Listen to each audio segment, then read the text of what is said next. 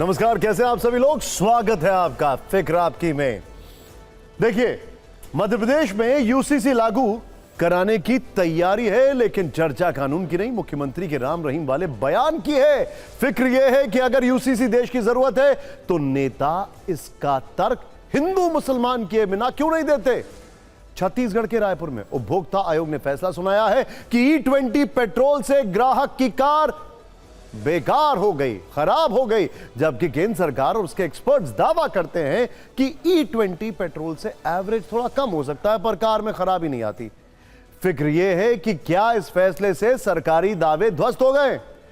UP के एक मौलाना ने भगवान श्री कृष्ण को 5 वक्त का नमाजी बता दिया। एक और हंगामा मुजफ्फरनगर में हुआ, जहां कांवड़ियों ने एक जीप में तोड़फोड़ की। फिक्र यह है कि ये कैसे मौलाना और कैसे शिव भक्त हैं जो समाज में जहर फैलाने और हिंसा करने में विश्वास रखते हैं। तीसरी भाषा नीति को लेकर छात्रों पर सुप्रीम कोर्ट ने पूछा है कि इस नीति का बोझ बच्चों पर क्यों डाला जा रहा है। जो चिंता देश की सर्वोच्च अदालत महसूस कर रही है, वो नीति निर्माताओं को महसूस क्यों नहीं हुई। और वॉर रूम में इमरजेंसी बैठक के बाद अमेरिका ईरान में सेना उतारने की तैयारी में है। जरा रिकॉल करिए, अफगानिस्तान में फंसने के बाद अमेरिका को निकलने में 20 साल लगे थे। इराक में 10 दिन के लिए गए थे, 23 साल लग रहे हैं। फिक्र यह है कि इस लड़ाई की कीमत किसकी जेब से ली जाएगी। देखिए, आज सबसे पहली फिक्र उस मुद्दे की जो इस देश में 4 करोड़ से भी ज्यादा कार उपभोक्ताओं से जुड़ा है, एथेनॉल मिक्स पेट्रोल, जिस पर एक बड़ी खबर छत्तीसगढ़ के रायपुर से आई है। ये खबर इसलिए जरूरी है क्योंकि यह मामला न सिर्फ आपकी जेब से जुड़ा है, बल्कि इससे यह भी पता चलता है कि E20 पेट्रोल से कैसे एक नई गाड़ी खटारा बन गई और सिर्फ 17 महीने पुरानी एक कार बेकार हो गई। और यह सब एथेनॉल मिक्स पेट्रोल के कारण हुआ है, जिस पर तमाम शिकायतों के बीच सरकार का आज भी यही दावा है कि इससे गाड़ियां खराब नहीं होती हैं। यह भ्रम फैलाने की एक चाल है। लेकिन रायपुर में उपभोक्ता आयोग ने कार मालिक की दलीलों और सबूतों को सही पाया। इसके बाद कार कंपनी को आदेश दिया कि इसकी भरपाई शिकायतकर्ता को नई कार देकर और हर्जाना भरकर करना होगा। दरअसल रायपुर में कंज्यूमर कमीशन ने मारुति सुजुकी इंडिया लिमिटेड को निर्देश दिया है कि वो 45 दिनों के अंदर शिकायतकर्ता कार मालिक को उसी मॉडल की नई E20 फ्यूल कंपैटिबल कार उपलब्ध कराए। अगर कंपनी ऐसा करने में विफल रहती है तो उसे वाहन की पूरी कीमत समेत कुल 20,50,494 रुपए लौटाने होंगे। साथ ही मानसिक प्रताड़ना के लिए 1 लाख रुपए और मुकदमे के खर्च के रूप में 10,000 रुपए भी देने होंगे। इसके साथ ही कोर्ट ने खराब सर्विस को लेकर कंपनी और डीलर दोनों को जिम्मेदार माना। यह पूरा मामला रायपुर के किडनी रोग विशेषज्ञ डॉक्टर प्रेमराज देवता से जुड़ा है। उन्होंने जून 2024 में मारुति सुजुकी नेक्सा डीलरशिप से grand Vitara strong hybrid SUV car खरीदी, लेकिन 11 नवंबर 2024 को अचानक इसमें तकनीकी खराबी आ गई। कार के डैशबोर्ड पर इंजन मैल फंक्शन का साइन दिखने लगा। इसकी शिकायत उन्होंने डीलरशिप में की। वहां बताया गया कि कार में मिलावटी पेट्रोल डाला गया है। इसके बाद ऑथराइज्ड सर्विस सेंटर पर फ्यूल टैंक खाली किया गया। वहां हुई जांच में बताया गया कि कार से निकाले गए तेल में अलग तरह का पदार्थ था जो टैंक में नीचे जमा हुआ था। डॉक्टर ने इसकी शिकायत पेट्रोल पंप पर की और साथ ही कंपनी को ईमेल भी किया। पेट्रोल पंप ने जवाब दिया कि फ्यूल में किसी तरह की गड़बड़ी नहीं है। लेकिन कुछ दिन बाद कार फिर से बंद हो गई और फिर एक बार फिर फ्यूल टैंक साफ कराना पड़ा।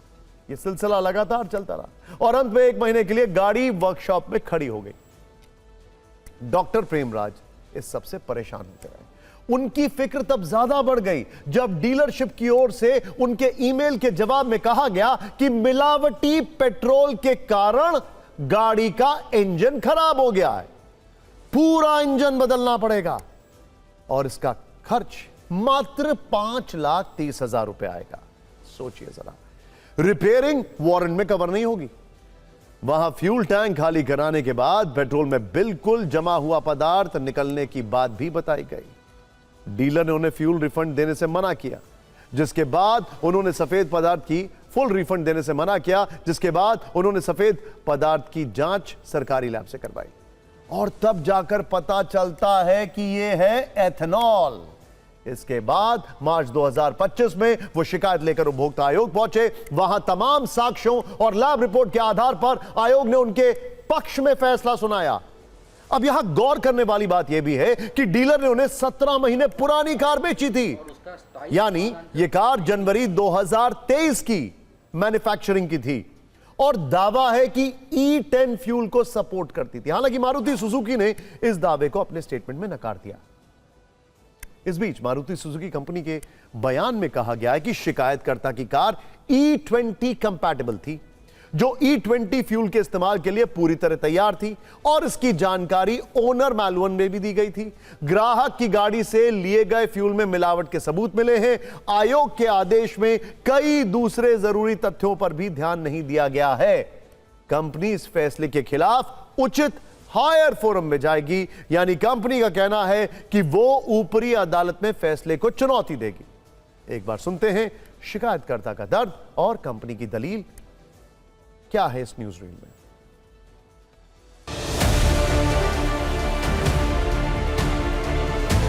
E20 के ऊपर मैंने कुछ नहीं किया था, मेरा इंडिविजुअलाइज्ड केस है। जून 2024 में ख़रीदा मैं, उसके बाद नवंबर 11 को ये प्रॉब्लम आया।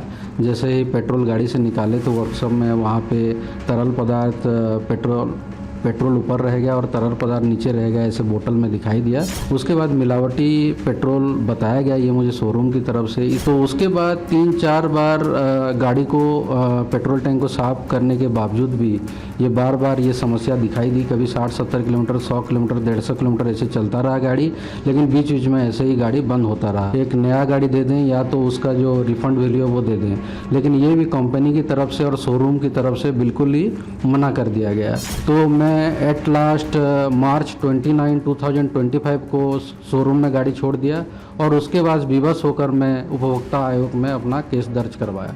हमारे जो कस्टमर्स हैं, जो जिनकी गाड़ियाँ जिन्होंने हमारी गाड़ियाँ खरीदी हैं और वापस हमारे पास सर्विस के लिए आते हैं या अपनी फीडबैक देते हैं, उसमें इस तरह की कोई फीडबैक नहीं है। माइलेज का ये नोन फैक्ट है कि इथेनॉल में कैलोरीफिक वैल्यू थोड़ी सी कम है। इथेनॉल हाइग्रोस्कोपिक है, थोड़ा सा मॉइस्चर अब्जॉर्ब करता है, लेकिन मारुति सुजुकी की गाड़ियों में ऐसा कोई नहीं है। चाहे हम फ्यूल टैंक की बात करें, फ्यूल सर्किट की बात करें या लास्ट में इंजन की बात करें।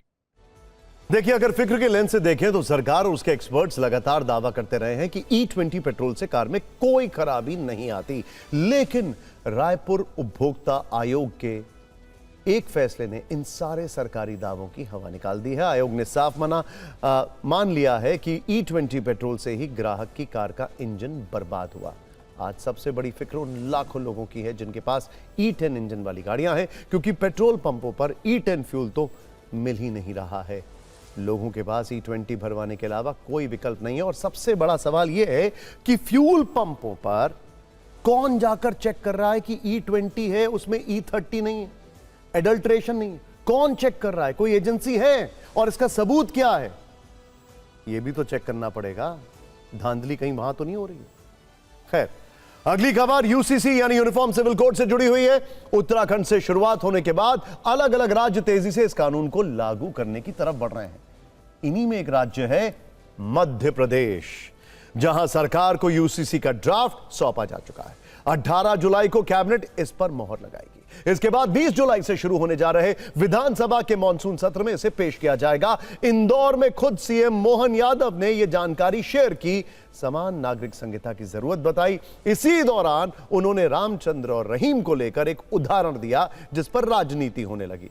मध्य प्रदेश यूसीसी के ड्राफ्ट में क्या है यह हम आगे बताएंगे। हम उन राज्यों में भी चलेंगे जहां इसकी तैयारी जोर शोर से चल रही है। पहले सीएम मोहन यादव का बयान और उस पर विपक्ष का कटाक्ष देखना जरूरी है। हमारे राज्य के अंदर भी अभी विधान अलग अलग है। हिंदू अगर एक विवाह करेगा तो अपना उसका नियम अलग, उसकी वसीयत, उसके कानून कायदे अलग। लेकिन कोई मुस्लिम भाई अगर विवाह करेगा तो उसका धर्म के हिसाब से कानून अलग। अरे भाई एक देश है, अलग अलग कानून क्यों होना चाहिए? अगर रामचंद्र एक शादी करता है तो रहीम से भी एक ही शादी की अपेक्षा की जा सकती है। मुस्लिम बहनें भी हमारी बहनें, उनके जीवन में भी तो कष्ट आएगा, उनको क्यों अलग कर सकते हैं? हमारे देश के अंदर आज के इस दौर के अंदर हमने ये इस भाव को रखा है।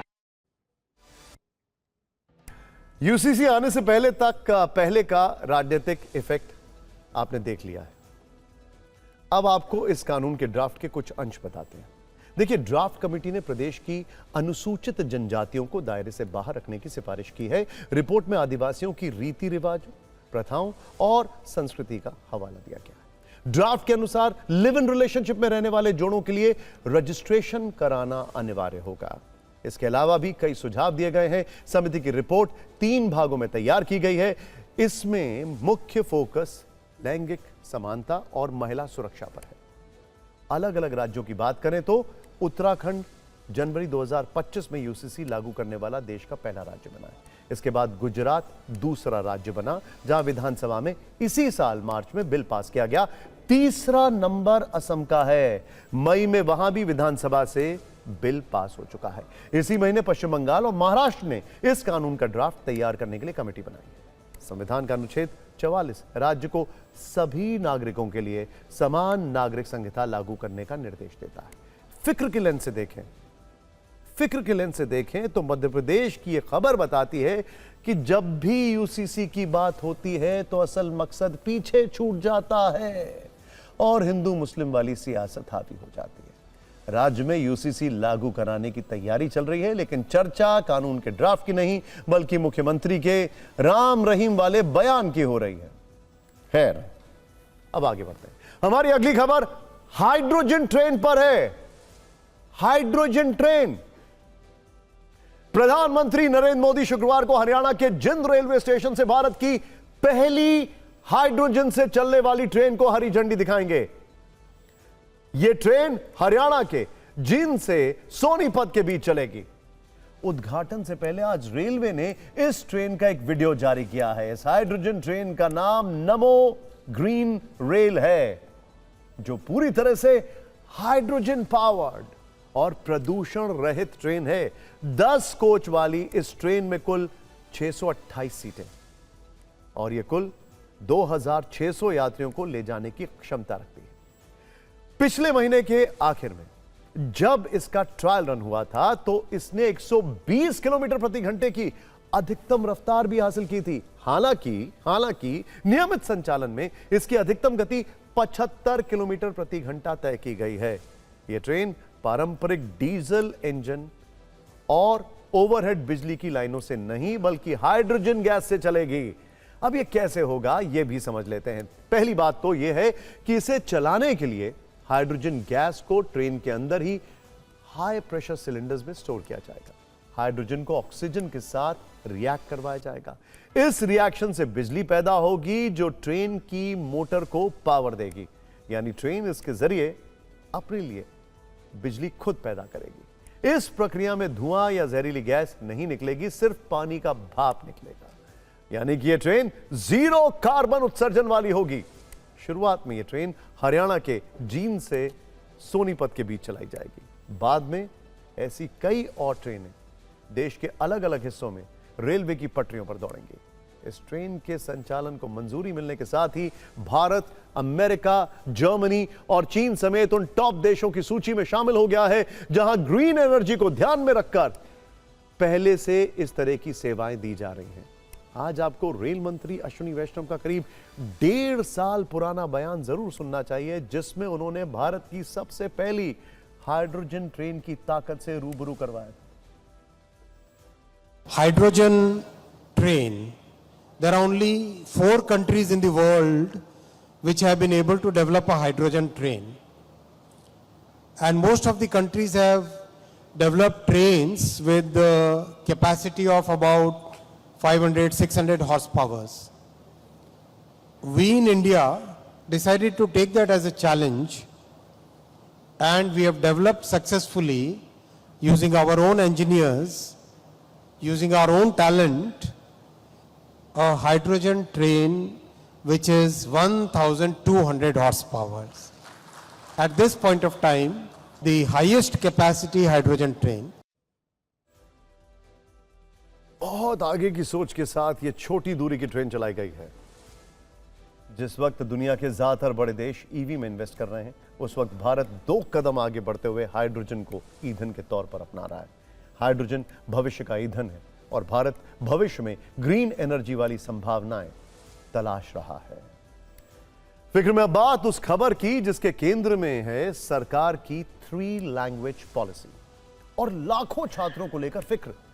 सर्वोच्च अदालत ने तीसरी भाषा को 9वीं कक्षा में लागू करने पर चिंता जताई है। कोर्ट ने कहा, छात्र बोर्ड परीक्षा के चलते पहले से ही तनाव में होते हैं। ऐसे में सरकार चाहे तो इसे 6ठी कक्षा से लागू कर सकती है। सुप्रीम कोर्ट ने यह भी कहा कि जरूरी नहीं है कि तीसरी भाषा के तौर पर स्कूलों में हिंदी ही पढ़ाई जाए, इसकी जगह कोई दूसरी भाषा भी पढ़ाई जा सकती है। कोर्ट ने यह टिप्पणी तमिलनाडु सरकार की याचिका पर की है, जिसमें हर जिले में नवोदय विद्यालय स्थापित करने का विरोध किया गया है। राज्य सरकार का कहना है कि इन विद्यालयों में लागू 3 भाषा नीति उसकी 2 भाषा नीति के अनुरूप नहीं है, जबकि नई शिक्षा नीति के तहत सीबीएसई स्कूलों में छात्रों को 3 भाषा पढ़नी अनिवार्य होगी। इनमें 2 भारतीय मूल जबकि 1 विदेशी भाषा होगी। देखिए, छात्रों पर पढ़ाई का बोझ और तनाव वैसे ही जानलेवा स्तर पर है। 10वीं का बोर्ड बच्चों के लिए जिंदगी की पहली बड़ी अग्नि परीक्षा होती है। ऐसे में अगर ठीक इससे पहले उन पर तीसरी भाषा के नाम पर एक और विषय थोप दिया जाए तो दबाव बढ़ना तय है।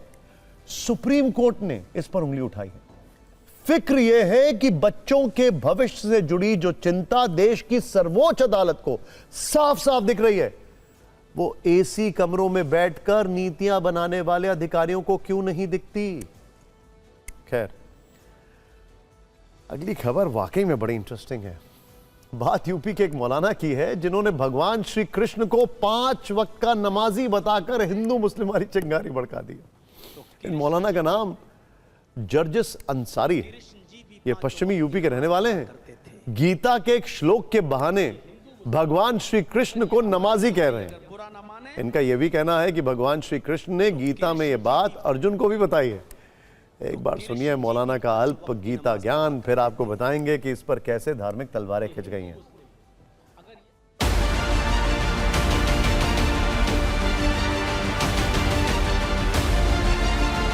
हमारे भाई अगर बुरा ना माने तो कृष्ण जी भी 5 वक्त की नमाज पढ़ा करते थे। यकीन ना आए तो श्रीमद् भागवत गीता का 6ठा अध्याय का 10वां मंत्र देख लीजिए। योगी उज्जीत सततमात्मानं रहस्य स्थिता एकाकी अच्युतात्मा निराशीर परिग्रह। जिसमें कृष्ण जी अर्जुन से कह रहे हैं कि हाय अर्जुन, ईश्वर की जब पूजा करो तो पूरे शरीर का योग करो। योगी, यूपी वाला नहीं। योगी युज्जीत सततमात्मानम, पूरे शरीर का योग करो। यानी पूजा सिर्फ खड़े होकर नहीं, पूरे शरीर के साथ होनी चाहिए और पूरे शरीर का योग होना चाहिए। मौलाना के इस ज्ञान के वायरल होने के बाद हिंदू धर्मगुरु काफी नाराज हैं। वो उन पर कार्रवाई की मांग कर रहे हैं। वैसे अब से थोड़ी देर पहले का अपडेट यह भी है कि मौलाना जर्जिस अंसारी के ऊपर हजरतगंज पुलिस स्टेशन में मुकदमा दर्ज हो चुका है।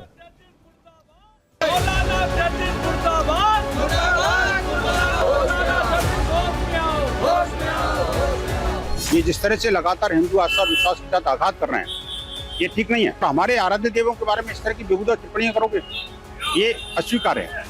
इन पर कार्रवाई होनी चाहिए। इन्होंने बयान दिया है अपनी तकरीर में कि प्रभु कृष्ण हमारे। ये अब जैसे जैसे चुनाव आते जाएंगे, भारतीय जनता पार्टी के समर्थक, चाहे वो पोंगा पंडित हों और वो चाहे वो इस तरीके के मौलाना हो कट्टरपंथी, इस तरीके की बात करके माहौल को विषाक्त करने की कोशिश करेंगे। ऐसे लोगों के ऊपर तो कठोरता से कार्रवाई होनी चाहिए। मौलाना के ज्ञान नहीं है। मौलाना केवल अपना वाहवाही करने में अधिक बात बोल गए। तो ये बात पर उन लोगों को बोलना ही नहीं चाहिए। अब बोलते हैं तो चलिए कि प्रचार खातिर किए। अगर ये कार्रवाई नहीं होती है तो हम योगी जी के आवास कूच करेंगे कल। अगर कार्रवाई नहीं हुई तो हम अखिलेश यादव के आवास कूच करेंगे।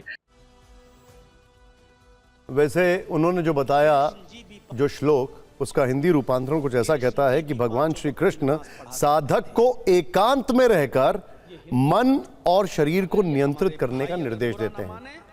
मौलाना तो खुद पब्लिक में हैं और मन और शरीर कितना नियंत्रित है वो दिखाई दे रहा है।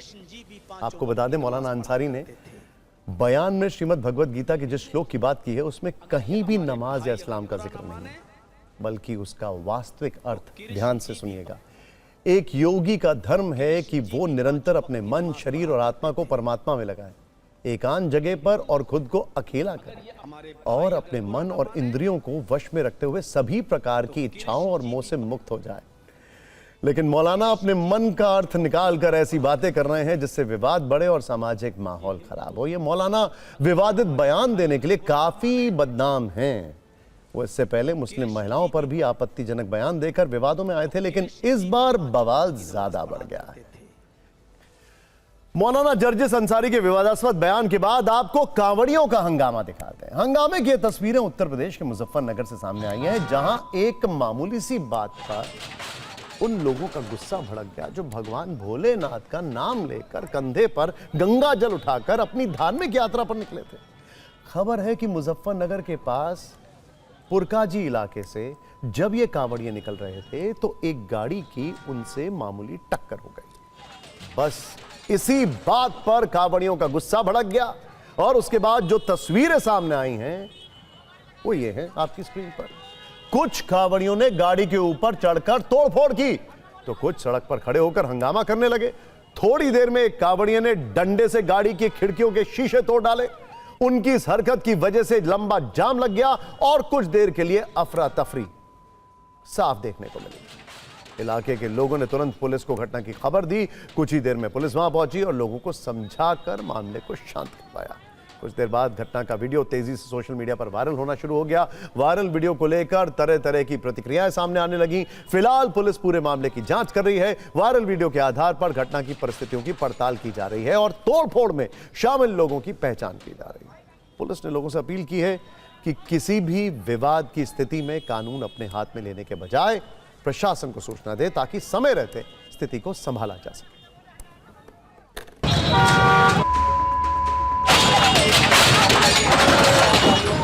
कुछ वीडियो भी सोशल मीडिया के माध्यम से संज्ञान में आए, जिन वीडियो की पूरी तरह से जांच की जा रही है और उक्त व्यक्तियों को ठीक से चिन्हित किया जा रहा है और थाने पर प्राप्त तहरीर के अनुसार इसमें सुसंगत धाराओं में विधिक कार्रवाई थाना पुरकाजी पर अमल में लाई जाएगी। मैं ये अपील करना चाहता हूँ कि कोई भी किसी भी स्थिति में कानून को अपने हाथ में ना ले। इसमें अभी ऐसा कोई गंभीर रूप से कोई ना कोई घायल है, ना ही कोई किसी को जनहानि हुई है।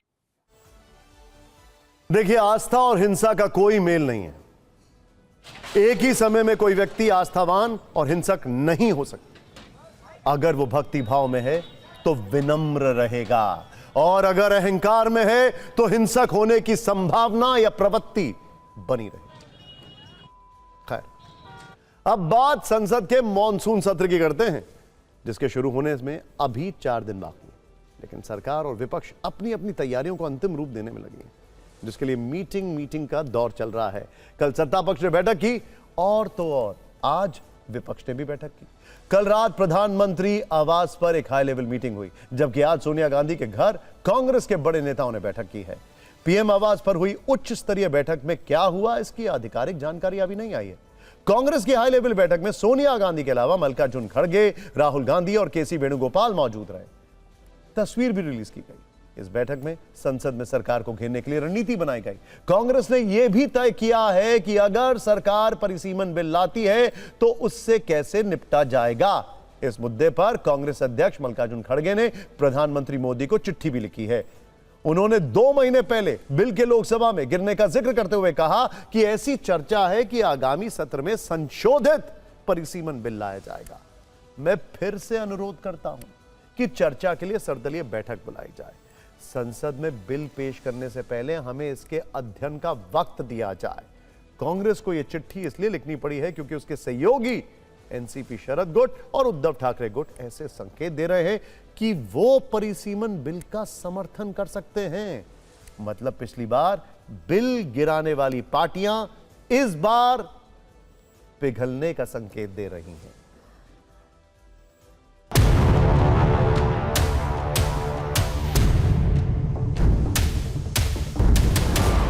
17 अप्रैल के बाद गृह मंत्री ने एक दो विपक्ष पार्टियों को तोड़ा है। ये संविधान का अपमान है। ये चालाकी से 2/3 बहुमत पाने में ढूंढने में लगे हुए हैं। ये एक कलंकित 2/3 बहुमत होगा। हालांकि इनको 2/3 बहुमत लोकसभा में मिलने की कोई गुंजाइश नहीं है। हम परिसीमन विधेयक का पूरा विरोध करेंगे, करते रहेंगे। लेकिन जिस तरीके से कांग्रेस का आज बयान आ रहा है तो वो सदन नहीं चलने देना चाहते।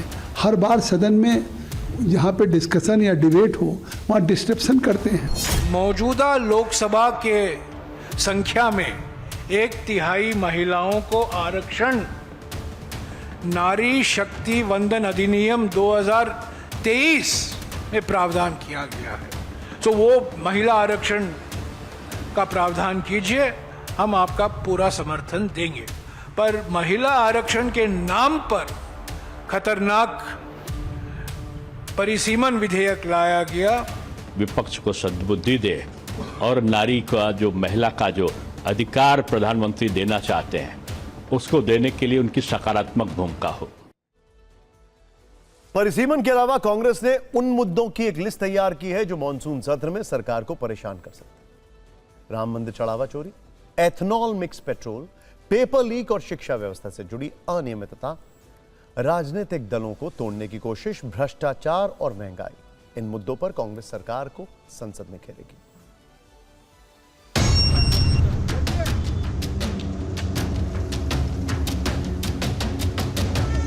बीजेपी आरएसएस द्वारा जो किया गया जो चंदा चोरी आस्था धोखा का कांड रचा गया है अयोध्या में, वो मुद्दा जरूर हम उठाएंगे और भी विपक्ष की पार्टियां उठाएंगी।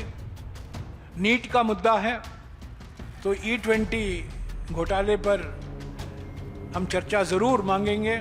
चुनावी एक तरह से माहौल बनाने के लिए इस तरह की बातें करते हैं और उन लोगों का जिनका राम मंदिर में कोई आस्था नहीं रही है, राम मंदिर का हमेशा विरोध किया है, ऐसे लोगों का इसमें कोई बोलने का अधिकार नहीं। वन नेशन वन इलेक्शन के सिद्धांत के ही खिलाफ है कांग्रेस पार्टी। हम रिपोर्ट में जो कुछ आएगा आएगा, पर हम वन नेशन वन इलेक्शन के खिलाफ हैं। देश को वन इलेक्शन वन नेशन की तरफ बढ़ना चाहिए, क्योंकि जरूरी है कि देश के अंदर ये बार बार हर 2 साल बाद, हर 1 साल बाद चुनाव होते हैं, राज्यों के चुनाव होते हैं। उसके चलते हुए देश की जो प्रोग्रेस की गति है, जो तरक्की की गति है वो रुकती है और जो काम सरकार के चल रहे हैं वो रुकते हैं। उससे देश का नुकसान होता है। इस बीच सरकार ने मानसून सत्र का एजेंडा रिलीज कर दिया है। सत्र में 5 नए बिल और 2 लंबित बिलों को पेश करेगी सरकार। रविवार को होने वाली सर्वदलीय बैठक में सरकार बिल के बारे में सभी दलों को बताएगी। कुछ और बिल भी एजेंडे में शामिल हो सकते हैं।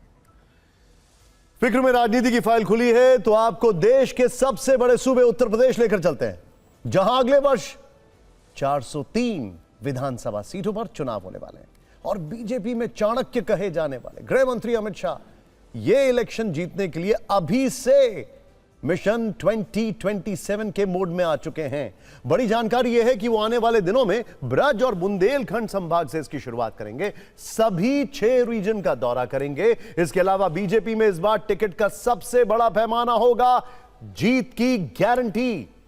पार्टी ने इसके लिए 4 कैटेगरी भी बनाई है। पहली कैटेगरी में वो सीटें शामिल हैं जहां बीजेपी पिछले 3 चुनाव से जीत रही है। दूसरी कैटेगरी में वो सीटें हैं जहां पार्टी कम अंतर से जीती है। तीसरी कैटेगरी में वो सीटें हैं जहां पार्टी 2 बार से लगातार कम अंतर से चुनाव हार रही है। और चौथी कैटेगरी में बीजेपी का फोकस उन सीटों पर है जो कि समाजवादी पार्टी और कांग्रेस का गढ़ है। यानी हर सीट के लिए अलग रणनीति, अलग संगठन और अलग चुनावी चेहरा। और बीजेपी के मिशन में खास फोकस उन 61 सीटों पर है जहां पार्टी पिछले 3 विधानसभा चुनावों 2012, 2017 और 2022 में एक बार भी जीत दर्ज नहीं कर पाई। वहां पर बूथ फीडबैक, जातीय समीकरण, लाभार्थी संपर्क और संभावित उम्मीदवारों का सर्वे, सब कुछ नए सिरे से कराने का प्लान है। अब यहां अलग चुनावी चेहरे से क्या मतलब है, यह भी समझते हैं। देखिए, असल में पार्टी के अंदर टिकट को लेकर मंथन जारी है। सूत्रों के मुताबिक 3 या उससे ज्यादा बार चुनाव लड़ चुके नेताओं का पूरा चुनावी रिकॉर्ड खंगाला जा रहा है। पिछली बार कितने वोट से हारे, जीत हार का अंतर कितना था, अपने बूथ पर प्रदर्शन कैसा रहा, संगठन में पकड़ कितनी है। यानी अब सिर्फ पुराना चेहरा होना टिकट की गारंटी नहीं होगी। जीत की संभावना कमजोर हुई तो टिकट पर कैंची चल सकती है। अमित शाह पिछले 2 चुनाव में उत्तर प्रदेश में जीत के चाणक्य रहे हैं। उन्होंने इस बार भी कमान संभाली है, लेकिन इस बार पार्टी के सामने चुनौतियां कम नहीं हैं। राम मंदिर में चढ़ावा चोरी सबसे बड़ा मुद्दा है। इसके अलावा वर्ष 2022 में 376 सीट पर चुनाव लड़ने वाली बीजेपी तब 121 सीट हारी भी थी। उसकी भरपाई करने की योजना है। 2024 लोकसभा चुनाव नतीजों में यूपी में जो झटके लगे थे उससे भी उबरने की तैयारी है। यानी अमित शाह की रणनीति साफ है, जीती हुई सीटें भी बचानी है और हारी हुई सीटें भी वापस लानी है। हमने आपको बीजेपी की रणनीति बताई, अब आपको समाजवादी पार्टी का प्लान भी बताते हैं। समाजवादी पार्टी अध्यक्ष अखिलेश यादव सितंबर महीने से उत्तर प्रदेश में समाजवादी पीडीए रथ यात्रा शुरू करने की तैयारी में। यात्रा का फोकस पीडीए यानी पिछड़ा, दलित और अल्पसंख्यक वर्ग को साधने पर होगा। प्रस्तावित यात्रा उत्तर प्रदेश की सभी 403 विधानसभा सीटों से होकर गुजरेगी। यात्रा का मुख्य नारा होगा संविधान बचाओ, पीडीए बचाओ। यात्रा के जरिए अखिलेश यादव सीधे जनता और पार्टी कार्यकर्ताओं से संवाद करेंगे। 2027 विधानसभा चुनाव से पहले समाजवादी पार्टी का यह सबसे बड़ा जनसंपर्क अभियान माना जा रहा है। यात्रा के दौरान पीडीए वर्ग के मुद्दों, सामाजिक न्याय, आरक्षण और संविधान की सुरक्षा को प्रमुख राजनीतिक हथियार बनाया जाएगा। अखिलेश यादव का लक्ष्य यह है कि राज्य में पिछड़े, दलित और अल्पसंख्यक वोटरों के बीच सामाजिक समीकरण को और मजबूत किया जाए। वो हाल के दिनों में पीडीए के अधिकार और सामाजिक न्याय को लेकर बीजेपी सरकार पर लगातार हमलावर रहे हैं। इस यात्रा के जरिए 2027 के चुनावी मुकाबले के लिए वो 2012 का इतिहास दोहराने की कोशिश में है। दोनों पार्टियों की ओर से इन तैयारियों पर क्या क्या बयान आए हैं, कैसे पक्ष विपक्ष ने एक दूसरे को घेरने का प्रयास किया, देखना तो बनता है।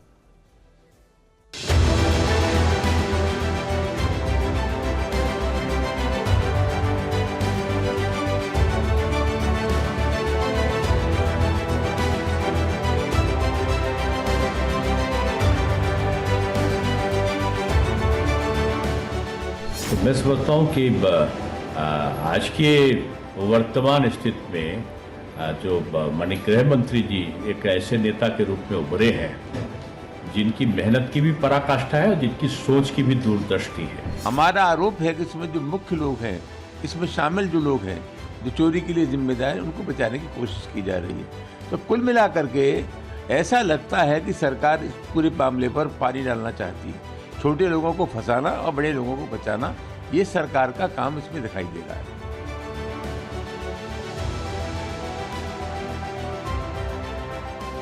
तो 2027 का चुनाव मात्र एक चुनाव नहीं है, लेकिन मुझे लगता है कि माननीय राहुल गांधी जी का जो संघर्ष है, उस संघर्ष को लेकर पुनः एक बार एक मोहब्बत का संदेश लेकर संविधान को बचाते हुए और लोकतंत्र को बचाने के लिए चुनाव बहुत अहम है।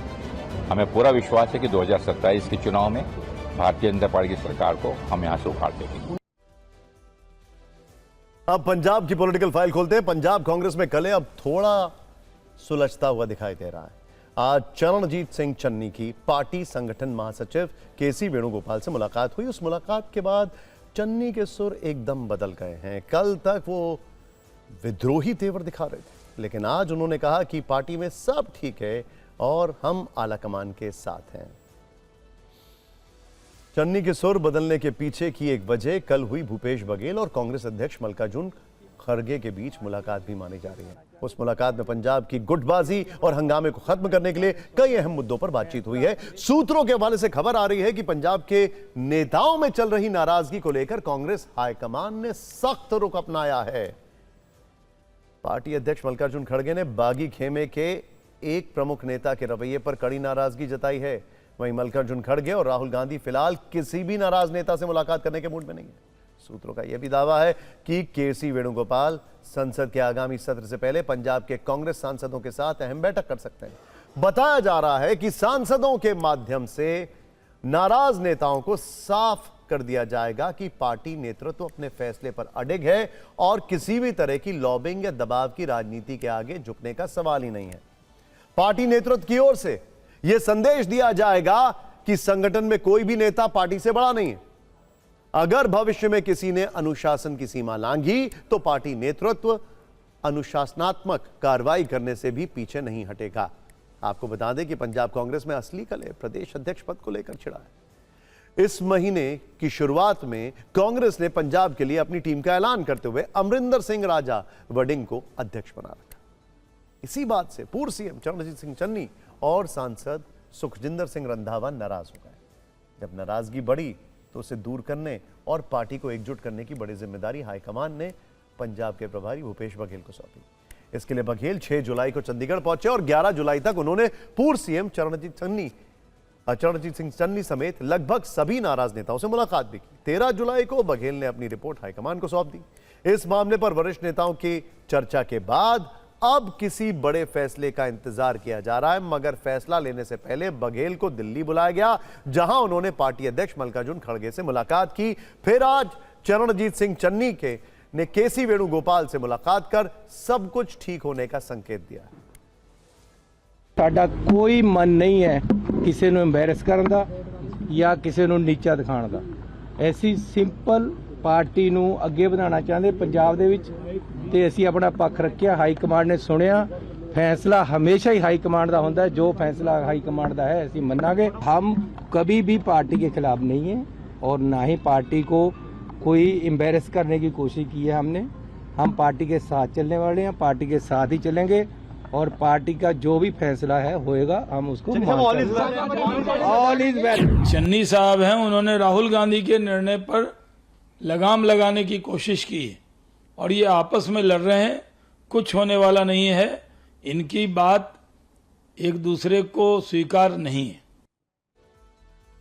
कांग्रेस के आला कमान ने जैसे ही कमान को हल्का सा खींचा तो सामने से ऑल इज वेल सुनाई देने लगा। अंग्रेजी में इसको कहते हैं डिगिंग इन, यानी अपना मोर्चा संभाल कर। खैर, पंजाब से मध्य प्रदेश चलते हैं, जहां का चुनाव, दतिया का जो चुनाव है, रोज सुर्खियों में है। हेडलाइन में उपचुनाव नहीं है, उम्मीदवार भी नहीं है, बल्कि बीजेपी के वो नेता हैं जिनका नाम है नरोत्तम मिश्रा। 6 बार के विधायक रहे, लेकिन बीजेपी ने उनको टिकट न देकर आशुतोष तिवारी को मैदान में उतार दिया। उस दिन से नरोत्तम मिश्रा का दर्द रह रहकर छलक रहा है। दतिया में चुनावी मंच से तो उन्होंने खुलेआम कह दिया, मैं दोस्ती और दुश्मनी दोनों को याद रखता हूं। टिकट कटने पर उन्हें लगता है कि इसके पीछे किसी बड़े नेता का हाथ है। नरोत्तम मिश्रा दतिया में बीजेपी उम्मीदवार आशुतोष तिवारी के समर्थन में प्रचार कर रहे थे। इसी दौरान उन्होंने ये भाषण दिया। आपको बता दें, टिकट कटने के बाद उनके समर्थकों ने हाईवे जाम करते हुए तोड़फोड़ की थी और इसी दौरान पुलिस ने कार्रवाई की। इसी का जिक्र करते हुए वो एसपी को चेतावनी दे रहे थे। हालांकि उनका इशारा किस ओर था, ये आगे डिकोड करेंगे, पहले उनका भाषण सुनिए। आज तो उसने टिकट काट लिया, आज तो उसकी क्षमता है टिकट काटने की। भाई टिकट काटने वाले कोई और है, वहां तक तुम्हारी क्षमता नहीं है जाने की। वहां हमें बात करनी है, वो हम करेंगे। तुम जानते हो कि हम नहीं ठहरेंगे, हम करेंगे। आपने गाड़ियां तोड़ी, हम पारे पार विजुअल फुटेज, आपको चक्का जाम खुलवाना था, खुलवाते। रसूल गैस के बोले कार्यालय में क्यों डाली। मैं भूलने वाला प्राणी नहीं हूं, मैं याद रखता हूं। मैं दोस्ती और दुश्मनी दोनों याद रखता हूं। राजनीतिक गलियारों में यह चर्चा है कि नरोत्तम मिश्रा का इशारा सीएम की तरफ हो सकता है। पुलिस एक्शन के लिए वो एसपी का नाम लेकर आखिर किसे चेतावनी दे रहे हैं। पुलिस का कनेक्शन गृह मंत्री से होता है और मध्य प्रदेश में गृह मंत्री भी मुख्यमंत्री हैं। जाहिर है पुलिस ने बिना पूछे एक्शन तो लिया नहीं होगा। टिकट नहीं मिलने के पीछे भी वो किसी बड़े नेता को मानते हैं। नाम वो खुलकर भले ही ना लें, लेकिन उनका संदेश किनके लिए है, ये अंदाजा लोग लगा रहे हैं। इससे पहले उन्होंने आशुतोष तिवारी को आशुतोष यादव कह दिया था, वो भी सीएम मोहन यादव के सामने। हालांकि तुरंत उन्होंने इसमें सुधार किया, लेकिन सोशल मीडिया में कुछ लोग लिखने लगे कि ऐसा उन्होंने जानबूझकर किया था। खैर, अब युद्ध का आज का अपडेट। अमेरिका ने लगातार 5वें दिन ईरान के मशहद शहर में हमले किए हैं। ईरान का सीक्रेट अंडरग्राउंड मिसाइल बेस नष्ट करने का दावा किया है। इमाम रजा मजार के वर्कशॉप में धमाकों के बाद भीषण आग लगी। ये वही मशहद शहर है जहां पर 9 जुलाई को अली खamenei को सुपुर्द खाक किया गया था। मशहद के अलावा अमेरिका के भयंकर हमलों से तेहरान में तबाही हुई है। पार्चिन मिलिट्री कॉम्प्लेक्स के नजदीक विस्फोट हुआ। तेहरान से सटे पाकदाश्त में हमलों से हड़कंप मच गया है। ईरान के अहवाज शहर में भी अमेरिकी सेना ने बमबारी की है। ईरान का आरोप है कि अहवाज में अमेरिका ने बच्चों के कैंसर हॉस्पिटल पर अटैक किया है। चाबहार में भी फिर से अमेरिका का हमला हुआ है। अमेरिका ने चाबहार में IRGC के सैन्य ठिकानों को टारगेट किया है। बंदर अब्बास की बात करें तो अमेरिकी सेना ने वहां ATACMS बैलिस्टिक मिसाइलें दागी। ईरानी एयरबेस के नजदीक IRGC के मिसाइल लॉन्चर्स पर अटैक किया है। बंदर अब्बास के अलावा केशम द्वीप पर भी दोबारा टारगेट रहा है। केशम में IRGC के नेवल बेस को लगातार दूसरे दिन निशाना बनाया गया है। ईरान का एयर डिफेंस सिस्टम इन मिसाइलों को रोकने में नाकाम रहा है। ईरान का बीते 2 साल का इतिहास कहता है कि वो अमेरिकी हमलों से झुका नहीं, बल्कि और ज्यादा आक्रामक हुआ। 5वीं रात के हमले में भी यही देखने को मिला है, जब बहरीन में लगातार दूसरे दिन अमेरिकी नौसेना की 5वीं फ्लीट को टारगेट किया गया है। वहां 10 से ज्यादा धमाके सुनाई दिए हैं। बहरीन के अलावा कुवैत में भी मिसाइलों से हमला किया गया है। वहां पर अमेरिकी सैन्य बेस अली अल सलेम निशाने पर आया। कुवैत में ईरान ने 4 क्रूज मिसाइलों के अलावा 21 ड्रोन से भी अटैक किया था। जॉर्डन भी लगातार दूसरे दिन निशाने पर आया। वहां अल अजराक एयरबेस पर सुसाइड ड्रोन से तबाही देखी गई। अमेरिकी रेडार और फ्यूल डिपो नष्ट करने का ईरान ने दावा किया है। ईरान के प्रतिशोध का शिकार चौथा देश इराक बना। वहां भी अमेरिकी बेस पर धमाके हुए हैं। अमेरिकी एयर डिफेंस ने कई ईरानी ड्रोन को नष्ट किया है। बता दें कि हाल के महीनों में इराक पर 100 से ज्यादा हमले हो चुके हैं। दोनों तरफ से हो रहे हमलों के बीच एक ऐसा डेवलपमेंट भी हुआ है जो खाड़ी में महायुद्ध की आहट सुना सकता है। ट्रंप इस बारे में विचार कर रहे हैं कि ईरान में ग्राउंड ऑपरेशन के लिए अमेरिकी सैनिकों की जगह सीक्रेट अलायंस को उतारा जाए। खर्क द्वीप पर कब्जे के लिए बाहरी ताकतों का इस्तेमाल हो। ट्रंप कह चुके हैं कि अगले हफ्ते ईरान के पावर प्लांट और पुल को तबाह करें। समझौता नहीं करने पर ईरान को पूरी तरह मिटाने की चेतावनी दी है। यह भी कहा है कि अमेरिकी शर्त नहीं मानने पर पूरी ईरानी सभ्यता को खत्म कर देंगे। इसके जवाब में ईरान ने कहा है कि अमेरिका से समझौता नहीं होगा। उसकी सेना लंबे और जमीनी युद्ध के लिए भी तैयार है। ट्रंप को वार्निंग दी कि अगर ईरान के पावर प्लांट पर अटैक हुआ तो उसका जवाब भी अमेरिका के मित्र देशों के पावर प्लांट पर हमले से दिया जाएगा। ब्रिज पर हमले हुए तो दुश्मन के ब्रिज भी नहीं बचेंगे। आप कह सकते हैं कि युद्ध में असली खेल अभी बाकी है, लेकिन एक फैक्टर यह भी है कि संकट में अमेरिका भी फंसता है। याद कीजिए अफगानिस्तान में क्या हुआ था। 20 साल वहां अमेरिकी सेना फंसी रही, कितना नुकसान उठाया। ऐसे में अफगानिस्तान जैसी एक और बड़ी भूल साबित हो सकती है। सवाल यह भी है कि इस युद्ध के नुकसान का बिल कौन भरेगा। अमेरिकी टैरिफ लगाकर कूटनीतिक जेब काटने के लिए कुख्यात है। अब बात पीओके यानी पाकिस्तान के कब्जे वाले कश्मीर की करते हैं। मुनीर वहां बड़े फॉल्स फ्लैग ऑपरेशन की तैयारी में है। इस कथित साजिश में पाकिस्तान की खुफिया agency but of course ISI और आतंकी संगठन लश्कर तैयबा एक दूसरे के साथ कंधे से कंधा मिलाकर खड़े हैं। सोचिए, खैर अगर आपने किसी के हाथ में चाकू दिया है तो वो कटाई ही तो करेगा। सूत्रों के मुताबिक इस खौफनाक साजिश को अंजाम देने का मंसूबा इस्लामाबाद की एक सीक्रेट मीटिंग में तय हुआ है। मीटिंग में यह तय किया गया है कि जो पाकिस्तानी रेंजर्स बलूचिस्तान में बलोच विद्रोहियों के हमलों में मारे गए हैं, उनके शव चुपचाप बलूचिस्तान से रावलकोट लाए जाएंगे। इसके बाद दुनिया के सामने यह झूठ फैलाया जाएगा कि रेंजर्स रावलकोट में प्रदर्शन कर रहे स्थानीय लोगों के हमले में मारे गए, ताकि पूरे आंदोलन को हिंसक और आतंकवाद से जुड़ा हुआ दिखाया जाए। आपको बता दें कि पाकिस्तान के कब्जे वाले कश्मीर में पिछले महीने से स्थानीय लोग महंगाई, बेरोजगारी, संसाधनों पर अधिकार और प्रशासनिक नीतियों को लेकर लगातार विरोध प्रदर्शन कर रहे हैं। इन प्रदर्शनों ने इस्लामाबाद और पाकिस्तानी सेना के लिए नई चुनौती खड़ी कर दी है। इसी चुनौती से निपटने के लिए मुनीर एंड कंपनी यानी कि मुनीर और शाहबाज शरीफ ने यह खौफनाक प्लान बनाया है। सूत्रों का यह भी दावा है कि रावलकोट के पास मौजूद लश्कर तैयबा के एक ट्रेनिंग कैंप में इस कथित ऑपरेशन का ब्लूप्रिंट तैयार किया जा रहा है। इस कैंप का लोकल कमांडर रिजवान हनीफ इस पूरे ऑपरेशन को लीड कर रहा है। रिजवान को जिम्मेदारी दी गई है कि वो किसी तरह पाकिस्तानी रेंजर्स के शवों को पीओके पहुंचाए और उसके बाद प्रदर्शनकारियों की भीड़ में घुसपैठ कर किसी तरह माहौल को बिगाड़े। खैर,